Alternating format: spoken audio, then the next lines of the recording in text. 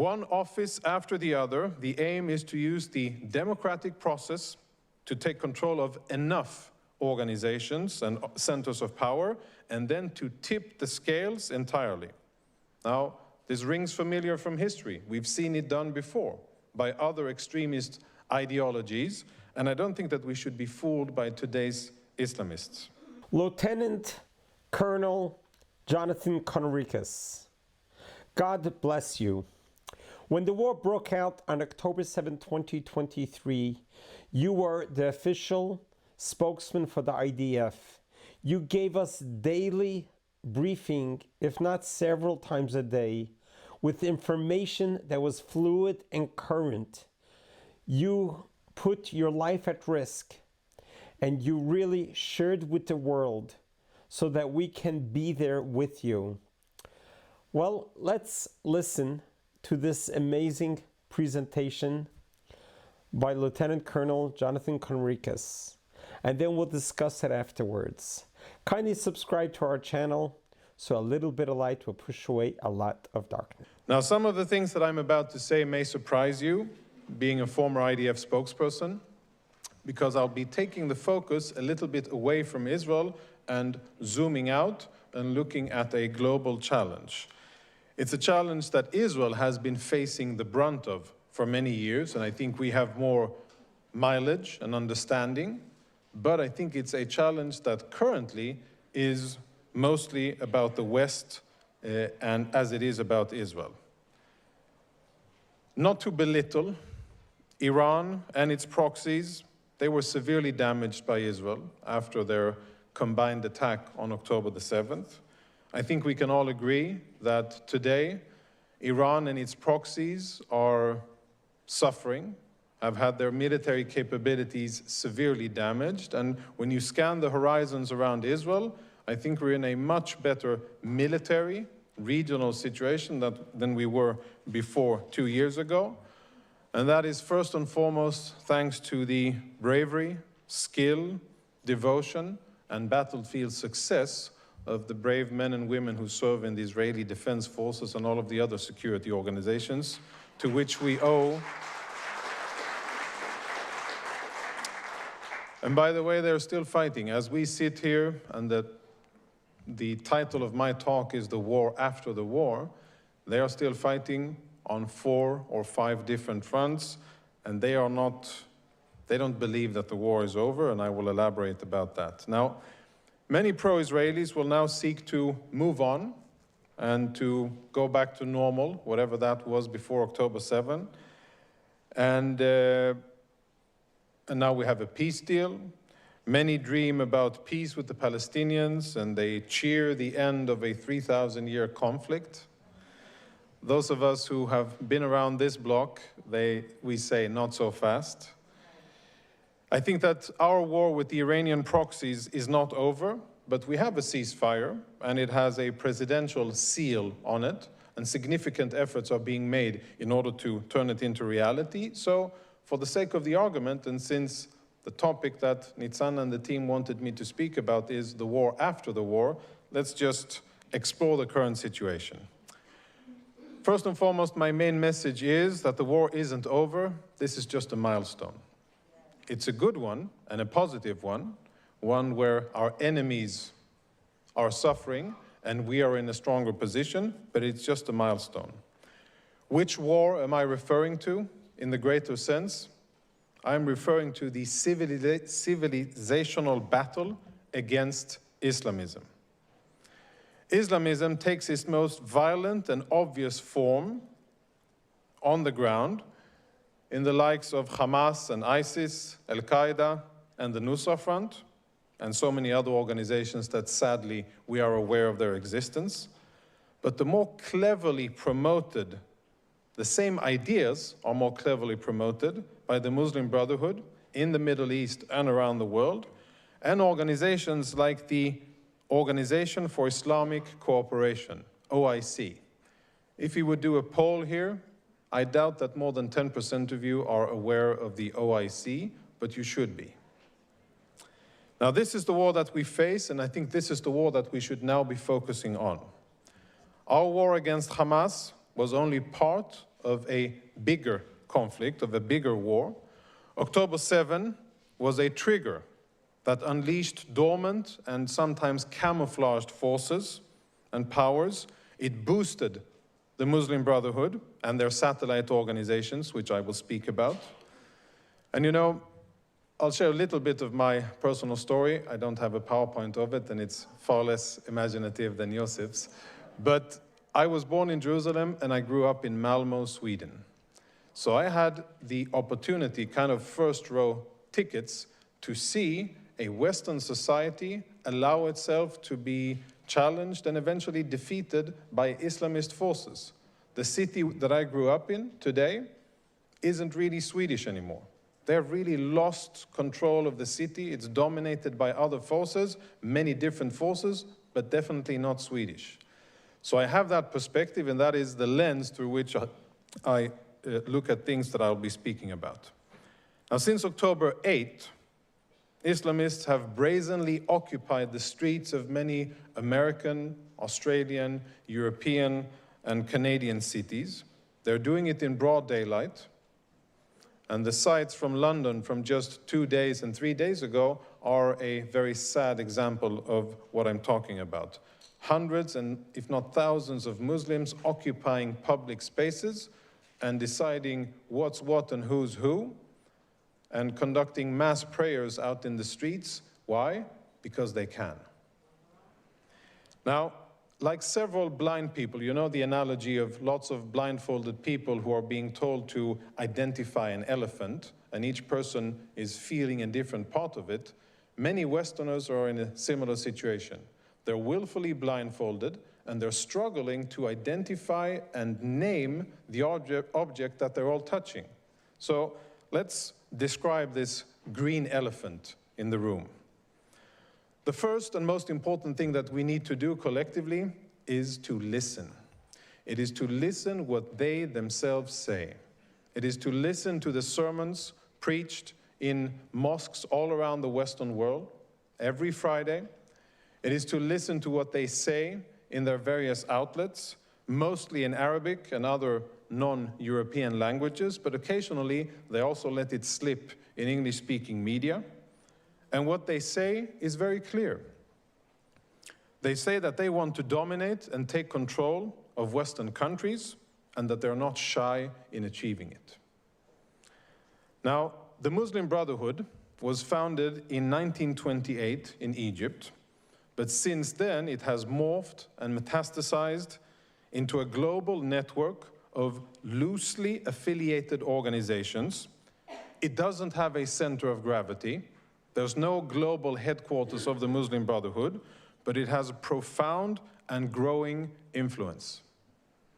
Their modus operandi is to take over institutions, organizations, and eventually societies, entire societies, from the bottom up. And they're doing it cleverly without the blatant use of violence or armed jihad.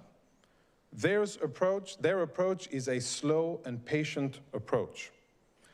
They aim to effect generational change through the ballot, not by the bullet. Through the ballot and not by the bullet, in contrast to jihadi terror organizations that we are more familiar with. One of their goals is to implement Sharia law in every country where they have been allowed in. Many times they came as asylum seekers and refugees from tormented or underdeveloped countries. And the goal is Islamist domination over all others in the countries that they came from, the Muslim world and the Middle East, and in the new homes that they have in the West. Today, these forces are on the rise. They are politically organized and disciplined. They are funded. They have powerful mouthpieces, some of them very eloquent in fluent King's English. They're highly motivated, and perhaps most importantly, and corresponding with what Melanie spoke about before, they feel and know that they are implementing a divine plan. They have no doubt about it. You ask guys from the Muslim Brotherhood, what are you doing? They will say, My plan is from above, and I'm just a messenger and someone who has the good fortune of executing it on the ground. And that's a very important fact. They're willing to endure hardship and to confront opposition. But as of today, if we're frank about it, they're not facing any serious global opposition. It's a free-for-all so far. And that's the war that I'm talking about. Islamists across the West are taking control of labor and student unions, of academic faculties, of various non-profit and so-called humanitarian organizations, civil society organizations all around the world. Many times they disguise themselves as Muslim charities, educational institutes, or welfare organizations with very benign intentions for widows and orphans. On campuses, US and European campuses, we have witnessed the most visible explosion of Islamist takeover since October 7, as some of the other speakers will testify about. What they're doing is that they're eroding elite US and European academic institutions of their excellence, and they're doing it with the help of radical elements within Western society. Islamists are driving anti-Semitism online and in the streets, and they're forcing Jews around the West, around the world, to hide their identity and beliefs out of fear of reprisals, bullying, and violence. They, the Islamists, have understood that unlike in business and in other merit-based organizations where you have to be excellent in order to be successful, they've understood that local, state, and federal offices can be won by persistent political operations. They're already in control of various American cities and local councils, and they're on the rise, including in New York City. In Europe, the situation is far worse and much more advanced. And if Americans want to see where the trends are going, they should look at Europe. The worst example, arguably, is probably, or the worst example of Islamist takeover of a country is unfolding before our eyes in the UK. Dozens of local councils today, elected officials, are run by outspoken Islamists who pledge loyalty to the Ummah, the Islamic nation, not to Queen and country or King and country, not to the UK, not to the flag, but to the Islamic nation, and they say it in their languages. And coming back to the beginning, we only have to listen to what they say. Muslim voter participation in elections all across the West, and I've done the number crunching, and I've looked at the different countries, and believe me, without going into details, Muslim voter participation is far higher than the average voter turnout in any country. Why? They know that turnout is key. And again, it's about ballots, not about bullets. One office after the other, the aim is to use the democratic process to take control of enough organizations and centers of power, and then to tip the scales entirely. Now, this rings familiar from history. We've seen it done before by other extremist ideologies, and I don't think that we should be fooled by today's Islamists.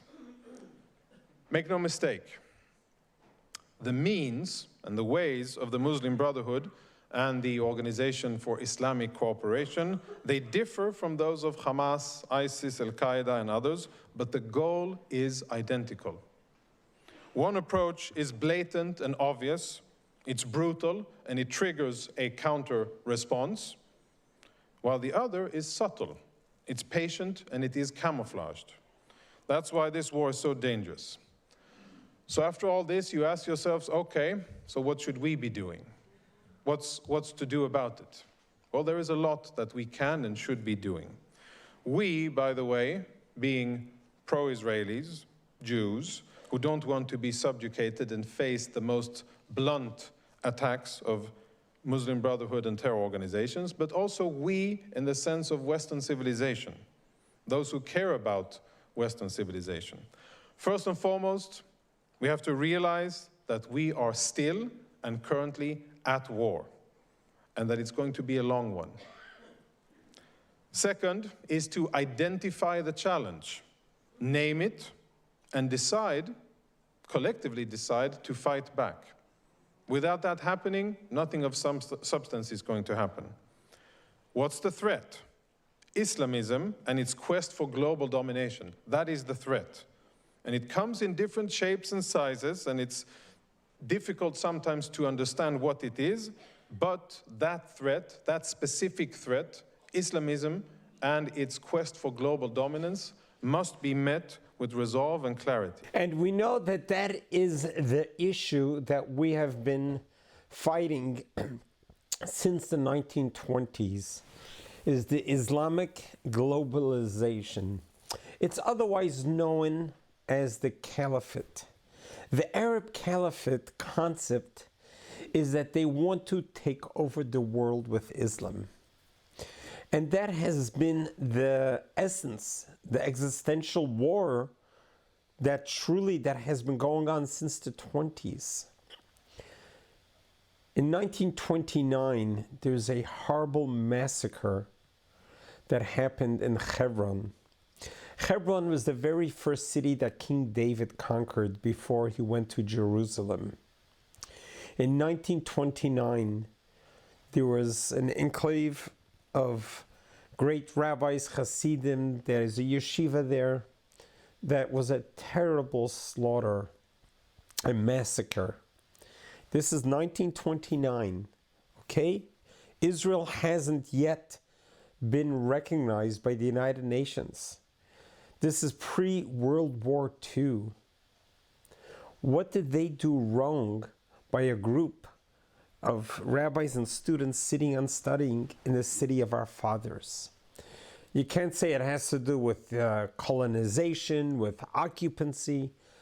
They weren't doing anything. They were just sitting there and studying Torah in the same city where our matriarchs and patriarchs, besides Rachel, was buried. So why were they murdered? Why was there the 1929 massacre in Hebron? The answer is because we are Jewish. And we go against their Islamic globalization goal. That they feel that Jewish people and Judaism is in their way of Islamic globalization. If you want to understand what the threat of Islamic globalization is, try going to Dearborn, Michigan. Spend a couple days in Dearborn, Michigan. And you'll get a taste when 5 o'clock in the morning you're woken up by blasting loudspeakers. You'll get a taste of what all the streets of America can be, because that is their goal. Now, for us Westerners, it is so hard for us to wrap our minds around that concept. The concept of, you must believe what I believe, otherwise you're dead. That concept belongs back in the 15th century. Go back to the times of the Spanish Inquisition, the Crusaders. People died by the sword because they didn't accept another faith.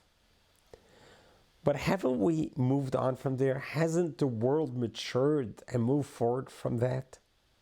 We don't live and die by the sword anymore. Now, just because you have a different theological belief system, that doesn't give you the right to kill us because we don't believe what you want to believe. You are entitled to believe what you want to believe. You can believe whoever Muhammad is. You can believe in the Quran. You can believe in the Muslim and Islam. You can go to Mecca, not go to Mecca. You can be Sunni, you can be Shiite. Be whatever you want to be. That's okay. But live and let live. This world was created by God for all humanity. God, with His infinite wisdom, created us that we're all going to have different tendencies. We're all going to have different belief systems. That there are going to be many religions. That's part of the design, and that's okay. It's okay for there to be many religions, and each religion should be proud of its own heritage. We as the Jewish people, we are the mother or father of all religions just by by calendar days, we began 3,360 years ago, 63 years ago. And here we are, we're still here today. But our religion has never, ever, ever been about proselytizing to other religions and trying to get people to believe what we believe. That's not religion. The religion that we know, the God that we know, the creator of the world, the one who gives, the one who's compassionate, the one who's patient to anger, our God taught us, believe in the religion that you are born into. Judaism believes that its religion is for the Jewish people. We don't look to convert anyone to Judaism. If someone wants to become Jewish, go ahead. Or as I would say, knock yourself out. It's not an easy religion to be part of. Non-Jews, by God, is required to fulfill 7 general rules known as the 7 Noahide rules. Jewish people have 613 rules to live by. That's no fun. It's a big commitment. It's a huge commitment. So converting to Judaism is a process, and we welcome anyone who wants to go through that process. I've had many, many candidates over my 40 years of being a rabbi who want to convert to Judaism, and I would always ask them why. And many, many have converted because they felt an inner desire to connect with the God of Israel. And if you have that spiritual desire that you want to connect with the God of Israel, we welcome you, open hands. But we're not going to go out there and saying, you got to believe what we believe, otherwise you're going to die. What kind of religion is that? That can't be a religion. A religion, the concept of religion means that it's a doctrine. It's a system of life, love, compassion, generosity, inclusiveness, unconditional love. That's what makes a religion a religion. A religion has to be a religion of light, that we're there to light up the world. We're there to bring light where there's darkness. We're there to support life, to promote life, to sustain life, to lengthen days of life. That's what religion is. So what Lieutenant General Colonel Conricus is talking about, the existential threat of Islamist globalization, we shouldn't take it lightly. We know what happened in Germany with Nazism. We know what happened with the Third Reich. We know what their view, what their plan was worldwide. And we shouldn't take these things lightly. America has spent 250 years trying to create an oasis, a country for the free. We, as we know it, America is a benevolent kingdom. It's the land of the free, truly. And our forefathers, our founding fathers, who found America and our Constitution that we hold so near and dear to us, is about being free people. Being free means respecting each other and appreciating each other's values and not judging anybody by the race, color, or religion. But we are living now in the 21st century. We have to move forward. We can't go backward. What the Islam globalization is a concept from the 7th, 8th century, and somehow they're still stuck there. We need to try to get them to move forward and not backward. And we're dealing with huge numbers. We're 15 million Jews. You got 2 billion Muslims. That's a lot of people. But realizing that if we want to hold onto our freedoms, we're going to have to fight for it. How do we fight for it? Well, ladies and gentlemen, there's a country in the Middle East who's fighting your war, fighting it fiercely at a great cost, and that is your ally Israel. Israel in the Middle East is there to buffer the world so that Islamic globalization does not happen. And this is why they want to eradicate Israel, because they are an impediment. They are holding back their caliphate dream, the globalization of Islam throughout the world. Israel's not letting that happen. And it shouldn't let that happen, but we're fighting your war. We're losing our children, we're losing our soldiers, because we're fighting the war for the West and the free world. The least you can do is support us. The best you can do is stop demonizing us. Stop criticizing every single step of the way that we do with a magnifying glass. Don't you understand that we were attacked with the most brutal, savage, barbaric, hideous type of crimes against humanity on October 7 by these monsters, by these subhuman terrorists?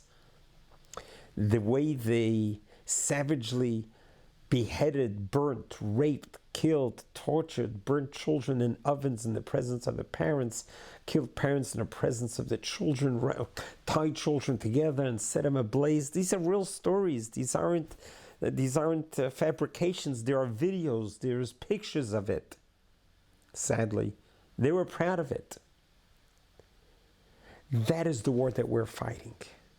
And really, and you're going to criticize Israel using the word genocide? We, the Jewish people, were the first nation to have been genocide victims. When Nazi Germany targeted the Jewish people as a whole, as a specific entity to eradicate Judaism, that's what genocide. What happened on October 7 was genocide. What happened after October 7, on October 8 and on, was not genocide. It was getting rid of the enemy. If Israel would have committed genocide, it could have done that on October 8, and perhaps they should have. They should have done exactly what Britain did in Dresden, in Berlin, to end World War II, or what America did to Nagasaki. Yes, perhaps Israel should have done that, and the world would have belly ached for a day and then gotten over it. But that's not what Israel did. Israel held to the highest standards of moral warfare with precision, surgical operations, trying to uproot the evil, the combatants, the Hamas that were there. Hamas booby-trapped all these buildings and the schools and the hospitals, everything with tripwires so that they could kill as many civilians and soldiers as possible. So the more civilians are dying in Gaza, for Hamas, that's more publicity, more propaganda. They use the Gazans as dispensable, just human beings as human shields. Who could have imagined that? But doesn't the world see it? So don't buy in and be gullible to the false propaganda that's out there. Side with Israel, you're siding with God. You're siding with a religion that's obsessed with life, that's obsessed with doing everything it can for humanity. In the 77 short years that Israel has been in existence, since it came back home in 1948, it has provided the world with insurmountable amount of gifts, of innovations, of breakthroughs, cutting edge in medicine, in travel and communication, in agriculture, in water filtration, in recycling, in arts, and just every area of humanity. Israel's at the cutting edge for you, so that you can live better. Like Mr. Bibi Netanyahu said at a recent press conference, if you're holding a cell phone, you're holding a part of Israel in you. You don't even know. You look around your home, you drive your cars, you look in your cameras. Israel has its fingerprint just about everything.